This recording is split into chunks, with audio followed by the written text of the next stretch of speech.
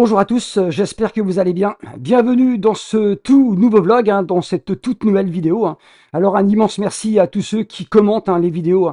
C'est très important donc pour faire grandir la petite chaîne du cinéphile de Caen, Marco. Alors j'ai vu hier soir tout simplement le Wolfman, nouvelle adaptation du mythe du loup-garou. Alors j'ai été complètement hypé par le visuel, la beauté du steelbook Blu-ray 4K donc Ultra HD, une édition limitée Fnac que je vais vous présenter bien sûr tout à l'heure. Et c'est vrai que je suis très mitigé. Je n'ai pas passé un moment désagréable, mais il manque des choses dans ce long métrage et ce n'est pas totalement réussi. Toujours est-il que chacun peut se faire son avis. Je le dis souvent, très souvent, les avis c'est comme les trous du cul, tout le monde en a un. Voilà, donc c'est vrai qu'on peut totalement le donner. Donc là, je vous donne le mien, vous voyez. Mais ce n'est pas parce que j'ai été mitigé que vous n'allez pas être spécialement hypé ou complètement déçu. Au contraire. Donc j'attends vos retours sur cette page YouTube si vous avez vu ce Wolfman. Voilà, donc écoutez, de quoi parle ce long métrage? Je vais bien sûr vous le donner.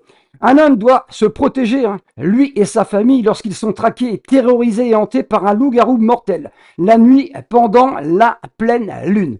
Alors franchement, au départ, le début de ce film est très hypant, très intéressant. Donc on va voir un petit garçon et son père chassés. Et on sent très bien qu'une drôle de créature doit rôder dans cette forêt, mais on ne la voit pas. Le père dira au gamin que notamment il ne faut pas s'égarer car on peut notamment mourir à tout moment, éviter bien sûr de s'éloigner. Vous savez qu'un gosse souvent ça aime désobéir. Voilà, donc le début est franchement très très intéressant. Alors après, on va se retrouver 30 ans plus tard, me semble-t-il, 25 ou 30 ans plus tard, donc ça va très vite. On retrouve ce jeune garçon qui est devenu un homme et qui a une femme, voilà, et une petite fille. Et la gamine est franchement très très attachée à son père, voilà, beaucoup plus qu'à sa mère, voilà, qui est notamment journaliste et qui pense beaucoup à sa carrière et qui ne s'occupe pas beaucoup de sa gamine. Alors c'est vrai que c'est surtout développé sur l'amour d'un père et d'une gamine, voilà. Alors pendant ce qui va se passer, c'est que par la suite, c'est une vidéo qui va être 100% spoiler, je le dis d'avance. Désolé pour tous ceux qui n'ont pas vu cette œuvre, vous pouvez tout simplement revenir plus tard quand vous aurez vu le film. Si vous l'avez vu, voilà, donc c'est super. Alors, ce qui va se passer après, c'est que le père de ce jeune garçon devenu adulte va tout simplement être déclaré décédé. Après, par la suite, on va apprendre, on va se douter qu'il était devenu, bien sûr, un loup-garou. Voilà, donc il hérite de la maison. Et il va en profiter pour demander à sa femme, tout simplement, d'aller se reposer au cœur de la forêt de l'Ohio. Alors franchement, magistral. Alors, ils vont tout simplement au départ arriver avec un gros camion de déménagement. Bien sûr, ils vont avoir un accident et ils vont être tout simplement traqués par une bête, poilue. Le spectateur sait très bien que c'est un loup-garou, mais tout simplement nos protagonistes ne le savent pas du tout. Alors ils vont être traqués quasiment toute la nuit, et notre héros va être tout simplement blessé, blessé, et il va tout simplement se transformer au fur et à mesure que les heures de cette nuit vont s'écouler. Voilà, donc c'est la déchéance bien sûr une nouvelle fois genre body horror, voilà, donc la déchéance genre body horror, qui est tout de même très visuellement sympatoche, voilà, niveau effets spéciaux, c'est quand même très bien réalisé, voilà, donc c'est très bien fait, mais c'est vrai que ça manque quand même par moment de certaines choses. Alors, il est sorti cette année en 2025 en France. Il est signé le magnifique j'aime beaucoup Leigh Whannell. Alors Leigh Whannell, c'est un proche de James Wan, le grand réalisateur James Wan, voilà, qui a fait ses débuts dans le cinéma genre. Ils se sont connus certainement pendant les études. Ils sont très très proches tous les deux. Et James Wan va donner l'occasion à Leigh Whannell de devenir notamment scénariste avant de passer à la réalisation. Il sera notamment scénariste de Saw, le tout premier Saw, en 2004, signé James Wan, hein, donc ce torture porn de Date Silence, donc toujours de James Wan en 2007, film très très intéressant, hein, donc sur un pantin donc maléfique, et de Insidious donc en 2011, hein, le premier, hein, très très intéressant, voilà, donc écoutez, et après hein, il a travaillé sur beaucoup de films donc hein, autour de James Wan, et après donc il va passer donc notamment à la réalisation avec Insidious, hein, donc 3, voilà donc pour l'anecdote. Et franchement il est quand même très intéressant, donc ce Leigh Whannell, hein, il est quand même passionné donc par le genre. Alors Wolfman, donc est-ce un film qui a du mordant? J'ai envie de vous poser la question, donc n'hésitez surtout pas donc à me répondre. Moi, j'ai envie de vous dire, ça m'a mordu donc qu'à moitié. Alors, déjà, donc remarquez, hein, donc ce Leigh Whannell pour ses deux réussites du genre. La première, c'était Upgrade, donc en 2018, et la seconde, donc franchement assez intéressante, magnifique, surtout visuellement, c'est The Invisible Man, donc en 2020. Franchement, celui-ci, il m'avait plutôt hypé, hein, sur tout simplement donc les aventures de l'invisibilité, bien sûr, donc au cinéma. Alors, le metteur en scène donc décide donc cette fois-ci de s'attaquer bien sûr au mythe du loup-garou. Bien sûr, il n'est pas seul donc derrière le projet. Alors, nous avons donc au casting donc Blake Lovell, hein, qui interprète tout simplement le héros de ce film, héros, hein, voilà, donc plutôt qui va prendre très très cher, c'est Christopher Abbott, voilà. Nous avons également donc Julia donc Garner, donc Charlotte Lovell, donc écoutez, hein, sa femme, voilà, donc, et nous avons tout simplement Sam donc Jaggers, donc Grady, hein, Lovell, et donc la petite fille, hein, donc qui joue donc la fille du couple. Alors c'est une sorte de Universal donc Monster remaké, hein, rebooté, hein, bien sûr, des vieux films, hein, des années 50, des années 60. On va en avoir donc pas mal d'autres à l'appel. Alors, il est à noter que le scénario donc est adapté donc d'après hein, le film qui s'appelle tout simplement Le Loup-garou, hein, donc ce vieux film donc de 1941. Je n'ai pas d'avis, hein, donc je suis passé donc complètement donc à côté. Alors, il est quand même à noter que ce Wolfman, donc 2025, c'est une production Jason Blum. Donc, bien sûr, Jason Blum, directeur de la Blumhouse Production. Alors, lui, hein, donc, il a produit hein, donc de nombreuses pépites hein, donc du cinéma, donc de genre pour le spécifier. Notamment The Purge, American Nightmare en 2013. J'aime énormément l'ambiance de ce long métrage. Et l'excellent donc film en 2013 signé Eli Roth, The Green Inferno, donc l'un des films hein, donc qui m'a mis hein, donc le plus mal à l'aise parce que franchement c'est très très consternant, c'est très gore et très violent. Alors The Wolfman donc 2025, c'est un budget d'environ 25 millions de dollars. Et c'est une recette d'un peu plus de 30 millions de dollars seulement. Je pense que les studios donc en attendaient davantage. Ce sera bien sûr donc 122% de rentabilité seulement. Et pour la France, c'est 137 742 spectateurs qui se sont déplacés bien sûr dans les salles obscures. Alors, c'est un long métrage donc qui se révèle fort singulier à défaut d'être complètement réussi. Par moment, Wolfman 2025 s'avère donc être angoissant, un huis clos donc réveillant le mythe du loup-garou. C'est vrai que par moment, j'ai ressenti quand même un malaise. Voilà, donc un malaise, franchement, de la tension, parce que c'est un film très sombre. Voilà, donc on va s'attacher bien sûr aux personnages. Voilà, donc même s'ils n'ont pas donc fait une prestation phénoménale, donc niveau donc acting, c'est franchement pas terrible, terrible. Mais franchement, on est hypé par cette histoire, voilà, donc d'un père de famille, donc très proche de sa famille, qui est tout simplement donc en train de se transformer littéralement, donc jusqu'à ce qu'il ne puisse plus reconnaître donc les siens. Ça, c'est très très angoissant. Alors, c'est l'homme donc la bête hein, et l'angoisse du devenir donc un lycanthrope, tout simplement. Voilà.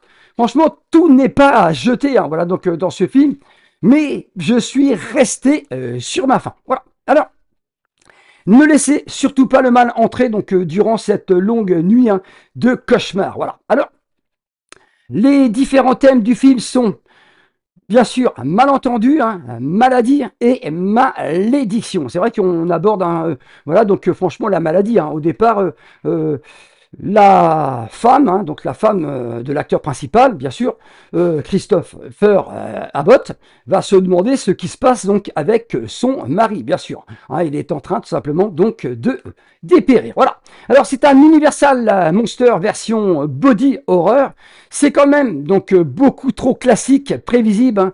C'est une relecture contemporaine du loup-garou, plutôt donc très très moyenne. Voilà. Donc écoutez, franchement, on va pas se mentir, donc c'est un film que j'ai vu, c'est un film que vous allez certainement voir, mais qui ne restera certainement pas donc dans les annales. Voilà.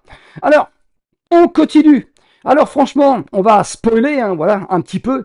Chris Abbott, voilà, donc Christopher Abbott, il y a des scènes de plutôt assez glauques. Voilà, donc écoutez, il va être blessé, bien sûr. Alors il va se bouffer donc le bras, hein, donc vers la fin, il va se bouffer la jambe pour pouvoir bien sûr se libérer d'un piège. Alors on va dire que ce Wolfman 2025, c'est un peu donc une scène de ménage, bien sûr, donc dans les bois. Alors à noter un grand manque de rythme dans ce film, hein, voilà, donc il n'est pas si long que ça, il dure 1h45, et c'est vrai que par moment, on peut pas dire qu'on ne sent pas donc de lenteur. Alors, c'est une bascule donc dans la folie, hein, donc dans la terreur, un petit côté de la mouche de David Cronenberg, voilà, donc car il a, voilà, donc The Wolfman 2025 est réalisé avec des effets plutôt réalistes. C'est vrai qu'on peut penser donc notamment à la mouche, hein, donc de David Cronenberg, hein, voilà, donc un être humain, tout simplement, bah, se transformer donc en créature. Voilà. À noter également que je pense quand même que c'est un labyrinthe de clichés, hein, et de maladresse. C'est dommage, car les dialogues sont également donc artificiels, donc et d'émotions forcées. Voilà. Chris Abbott livre tout de même pour lui, hein, une prestation convaincante. Son jeu physique et émotionnel donc apporte une certaine profondeur à son personnage. Un film très sombre, alors surtout donc en 4K UHD Dolby Vision. Voilà, donc c'est vrai que j'ai trouvé franchement le film très très sombre. Alors le metteur en scène, donc Leigh Whannell, n'est pas assez donc généreux donc en matière de brutalité et de transformation, beaucoup trop sage. Voilà, donc c'est vrai que les scènes donc d'attaque ne sont pas donc oufissimes et transformation plutôt très très lente. Alors dans le film, il va y avoir donc deux loups-garous, hein, donc Christopher Abbott va affronter donc un autre loup-garou. Voilà, donc avant hein, de devenir lui complètement donc dépourvu hein, d'émotions, hein, jusqu'à ce qu'il ne reconnaisse absolument plus donc sa femme et sa fille. Alors bien sûr, madame, voilà donc la dame, hein, sa femme va être obligée donc tout simplement de l'abattre donc à coups de fusil. Alors on continue. Alors, au milieu donc de l'Oregon, hein, voilà, donc tout ça se passe. Voilà, donc c'est vrai que c'est pareil. Hein, donc ce que j'ai trouvé un petit peu embêtant, c'est cette façon de toujours vouloir sortir dehors, re-rentrer. Hein, voilà, donc notamment la scène où elle va essayer de secourir son mari, donc en l'emmenant donc au secours, changer une batterie de voiture.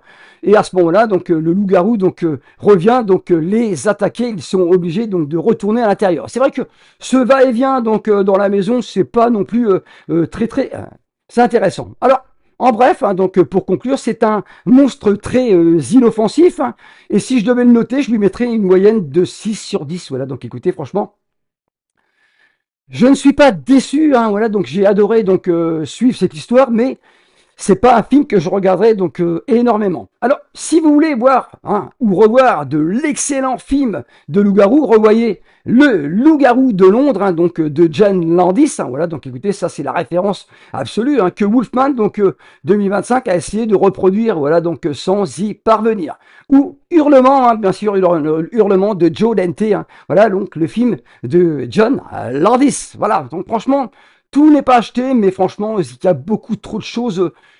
Voilà, ça manque de rythme. Voilà, donc, et franchement, c'est vrai que c'est pas assez généreux donc en matière donc hein, de combat, de transformation. Ne quittez pas cette vidéo tout de suite. Présentation de l'édition Blu-ray hein, et de certains films que j'ai annoncés hein, dans ce blog. Alors un immense merci à vous tous si vous êtes restés sur cette partie donc de vidéo hein, consacrée donc à la présentation donc de Wolfman, hein, la magnifique édition donc limitée Steelbook 4K donc UHD de chez la Fnac. Et je vais vous montrer donc d'autres bien sûr film en support Blu-ray. Le voici, hein, donc ce steelbook Wolfman. Il est absolument magnifique, hein, je trouve. Voilà, donc ce visuel est splendide. La maman, voilà, donc la maman et la gamine, hein, donc tout simplement au cœur de la forêt. Cette voiture, voilà, donc pendant cette nuit démoniaque. Voilà, alors voilà hein, comment se présente donc le visuel de ce steelbook. Voilà, donc édition 4K UHD, donc HDR, Dolby Vision. Alors c'est vrai que c'est un film franchement très sombre. Voilà, donc à des moments on voit pas grand chose quand même. Hein. C'est vrai que c'est certainement voulu, mais c'est un petit peu dommage. Voilà, donc franchement j'ai craqué pour le visuel. Attention, hein, je ne regrette absolument pas cet achat. J'ai vu bien pire hein, donc dans le genre. Voilà. Et ça, hein, c'est bien sûr le petit flyer, voilà, donc qu'on glisse tout simplement à l'intérieur si on veut bien sûr le conserver. Moi, je les conserve donc absolument tous. Voilà, on paye, hein, voilà, donc on paye, donc autant garder. Voilà donc cette édition, franchement, je la trouve splendide. Si vous avez un avis, donc glissez-le sous cette page YouTube. Alors, Lake Whannell, donc réalisateur de ce Wolfman, hein, donc 2025, a réalisé donc juste avant ce Invisible Man. Voilà, donc franchement, celui-ci, hein, c'est vrai qu'il est, avec le recul, je pense que c'est le meilleur film du metteur en scène. Voilà, si vous avez un avis, glissez-le. La performance intense d'Elisabeth Moss ajoute au frisson du spectateur, signé donc 20 minutes. Voilà, donc franchement, des effets donc bluffants, donc une histoire franchement prenante. Hein. Ce Invisible Man, donc si vous êtes passé à côté, mérite absolument donc votre intention. HDR, Dolby Vision. Voilà. Alors on continue. Lake Whannell hein, est passé à la réalisation également avec ce Insidious 3. J'en ai pas un souvenir donc phénoménal, hein, donc ça fait longtemps que je ne l'ai pas vu, je l'ai vu hein, quand il est sorti. Donc, mais c'est vrai que ça ne m'avait absolument pas marqué. Voilà donc Lake Whannell hein, est donc producteur donc de Saw. Voilà donc écoutez le meilleur donc Insidious, voilà, ça c'est la pub derrière comme d'habitude, hein, signé Man Movies, d'une puissance extraordinaire signée donc première. C'est vrai qu'on n'hésite pas donc à chaque fois hein, donc la presse hein, donc tout simplement à vendre donc ses produits. Franchement, il faudrait hein, donc que je le revoie. Voilà. Alors, Blumhouse donc production a produit hein, cette formidable pépite hein, que j'adore. C'est tout simplement Insidious. Voilà donc écoutez, non, American Nightmare, hein, The Purge. Voilà donc veuillez hein, m'excuser pour cette petite erreur. Une mécanique abominable, hein, donc ne manquant pas de tranchant signé Libération. Est-ce que vous y survivrez donc à cette longue nuit hein, par le producteur d'Insidious et de Sinister, bien sûr, Blumhouse, Jason Blum. Voilà donc franchement hein, cette nuit hein, donc où tout est permis, hein, vous avez le droit de massacrer donc quiconque. Hein, c'est la, voilà donc c'est le gouvernement donc hein, de l'Amérique qui a autorisé hein, donc une nuit hein, tout simplement à tuer hein, quiconque, hein, ce que vous voulez, tout est autorisé. Voilà donc que feriez-vous? Alors ça part donc franchement dans tous les sens. J'aime énormément ce premier donc Purge. Alors, Blumhouse Productions, hein, c'est le formidable, donc terrifiant The Green Inferno, voilà, donc signé donc Eli Roth. Hein. Franchement, c'est mon film préféré hein, de ce metteur en scène. J'ai également hein, fait un top sur la filmographie, bien sûr, de Eli Roth. Si vous n'êtes pas passé, si vous êtes passé à côté, n'hésitez pas. Franchement, c'est absolument insoutenable ce film. Hein. Donc, par le réalisateur de Hostel et de Cabin Fever, présenté donc au festival donc de Deauville. Prenez un aller simple donc pour l'enfer, c'est scandaleusement jouissif, signé Man Movies, mal drôle, donc mal élevé, drôle, violent, donc signé donc que je ne dise pas de bêtises. Donc l'écran large, nerveux et jubilatoire, signé film de culte. Voilà, donc, franchement, c'est vrai que c'est absolument abominable, hein, donc ce long métrage. Alors James Wan, hein, donc bien sûr, a réalisé donc ce formidable Insidious, hein, en laissant tout simplement hein, le côté donc scénariste bien sûr à son ami hein, donc Lake Whannell. Alors celui-ci hein, j'avais pris une claque phénoménale hein, quand il est sorti, franchement ce n'est pas la maison hein, qui est tentée, hein, c'est votre fils. Voilà, d'écouter un film d'épouvante absolument terrifiant par les créateurs de Saw hein, et de Paranormal donc Activity, un film de James Wan.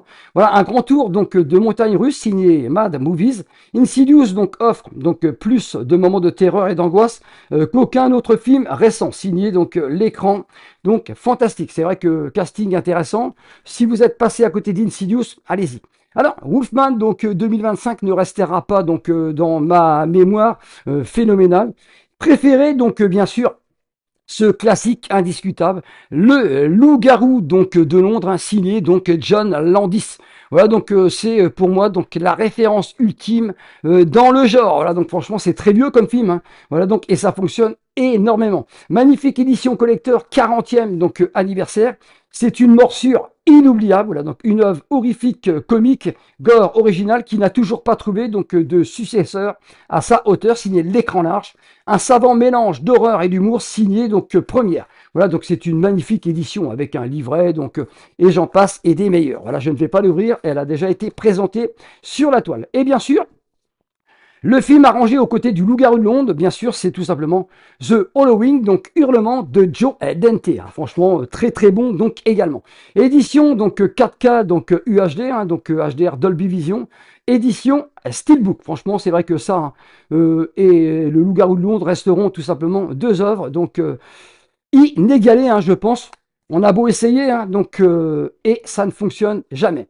Un immense merci à vous hein, d'avoir suivi ce vlog. Prenez bien soin de vous et à très vite sur la chaîne du Cinéphile de Caen. Ciao.